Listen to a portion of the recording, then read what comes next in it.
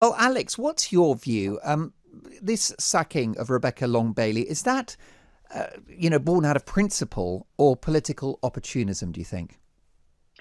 Well, do you know what's interesting? I mean, the left at the moment are self-cannibalising over this. I think it's actually unfortunate for her. She retweeted something, and if she was prepared to say, I didn't understand the content and I'm dreadfully sorry for that, I think an apology should be accepted. But the left are the one who've blown the whistle on this constant encroachment on free speech. But perhaps Keir Starmer is just sending out a very strong message that he will not be tolerant of anti-Semitism. It's been a blight on the Labour Party, really, since Corbyn's oversight. It is growing. I mean, it's very evident when you look at some of the attacks that happened during recent election campaigns. I mean, I know a former Brexit Party MEP, Lance Foreman, who's a Jewish man, and he woke up one day to find a 30-foot swastika on the outside of his business. So we have got a rise in anti-Semitism, and it's incredibly necessary that all political parties stamp down on this.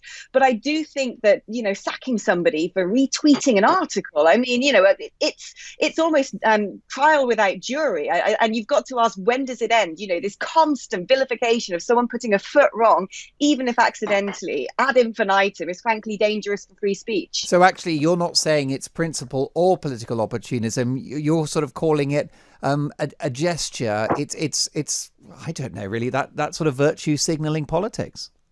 Yeah, I suppose it is virtue signaling. I can understand in part why he's done it, and I sympathise entirely that he does need to get anti-Semitism under control and send out very clear signals. But like I said, from someone who is a classical liberal, in some respects, it's almost delightful to see the left take their own scalp, because they are the ones who are really driving historical revisionism and clamping down on free speech and overreaction to any sort of concept of synthetic offence. So, be it on their own shoulders. I mean, it's a strategic dilemma, though, Alex, for Keir Starmer, the relatively new incoming leader of the opposition, still getting his feet under the table.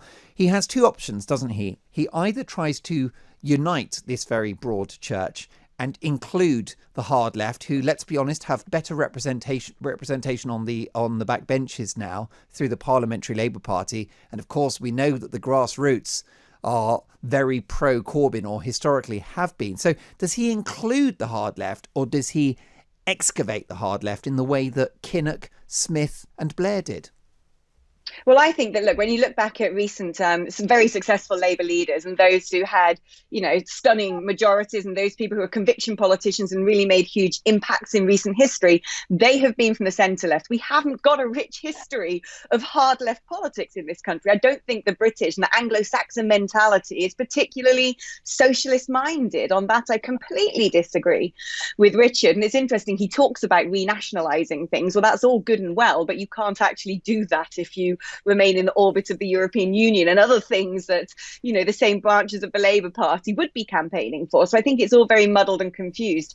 But what we're finding in general is, I think the political class is getting further and further out of step with the general public. When you look at the reaction to protests like, Black Lives Matters, which are frankly a neo-Marxist organisation, and acquiescence to some of their demands to defund the police, I think most people in the general public think that's fairly horrifying. So I think that the Labour Party would be minded to create a credible opposition by dragging it back towards the centre and letting go of some of ththese more radical identity politics issues that, frankly, the majority of us are just not interested in. So, Alex, Get on with governing the country. In a word, the hard left, the Corbynites of the party, should they be chucked out, or at least ostracised in the way that all of the new Labour moderates were ostracised during the Corbyn years? Well, I think the thing is, at the end of the day, I'm a Democrat, and I think that it's up to the Labour Party to decide what they're going to be, have a manifesto, and make people stand on the principles of that manifesto. And those people who don't shouldn't be on their benches, and they can go and join the Socialist Workers' Party or whoever. And that way we actually have, a credible democratic system. So when people go and put a cross in a ballot box, they know what they're voting for based on policy, not just a sort of strange historical overarching brand. But how the Labour Party want to deal with their internal divisions and affairs is entirely up to them. I'm not a left-winger. I've never voted Labour in my life. And frankly, the more of a muddle they're in, the better it is for my team, really, because we end up with a sort of ongoing right-wing hegemony, which suits me to the ground. Well, fascinating stuff from Alex Phillips. I'll let you have the last word, Richard. I do wonder whether the main beneficiary of this civil war within the Labour Party is Boris Johnson, who ought to be, under the microscope at the moment. Housing Minister Robert Jenrick has a case to answer for his activities in recent weeks. We're not talking about any of those things. We're talking about Labour. That's suboptimal, isn't it? Well, I completely agree with you on that. I think, though, it's not really a civil war. I think what you're seeing is a fairly it's a medium-sized skirmish. I take Alex up on scuffle, indeed. I take Alex up on one issue as you can imagine, plenty of things I didn't agree with there. But one thing I'd like to say is the idea that this country it doesn't have a proud history of supporting the left is not something I'd really disagree with. I'd remind her about Clement Attlee, one of our greatest, if not our very greatest prime ministers. He created the NHS. He built, I think it was about 1 million council houses. And of course, he created our modern secondary school system, our modern state school system. All of those are socialist policies. They rebuilt this country after the war. They were enormously popular. And, that's socialism. That's the incredible legacy of socialism for this country. It's not just it benefited people in this country enormously. It's also incredibly popular.